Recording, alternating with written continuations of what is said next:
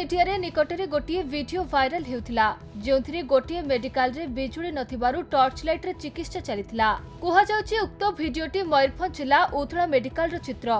सही वीडियोटी मात्र 26 second row थिबा बेले मेडिकल रे पाखापाखी 1.5 घंटा हेबो लाइन कटि जाइथिबा कथा कुहा जाउची, जहाकु ने एबे अनेक चर्चा। तेबे एही घटना बाबत को मुह खोलिछंती कप्तिपदा उपखंड मेडिकल रो एसडीएमओ को कहिबा मुताबक सोशल मीडिया रे वायरल वीडियो किछि स्पष्टता नहीं, कारण उदळ मेडिकल रे गत काली किंबा निकट अतीत रे एते समय धरी विद्युत काट होई नाही, तेणु वीडियो सत्यता परखिबा जरूरी बोली कहिसंती एसडीएमओ। मो तो सुनुची सोशल मीडिया रे वायरल होची जे उदळ हॉस्पिटल लाइन कटुची तार फोटो वायरल हेची, किंतु मो काली काली हेची बोली मो सुनुची, किंतु काली हमर लाइन मोटे कटि नाही एवं निकट भविष्य रे भी 5 दिन हला हमर लाइन कटि नाही। जदि भी कटे आम सांगे सांगे आम 4टा डीजी अच्छी आम इलेक्ट्रीशियन अच्छा सांगे सांगे लाइन दे दिखते एमती घंटे 1.5 घंटा लाइन आम कटिनी और कालिका भिडियो जहाँ स्पष्ट होती किंतु आम से काली लाइन गोटे कटि ना। जदि भाइराल होले कौन तदंत करूँ कि आम तो लाइन कटि ना मिछ हो।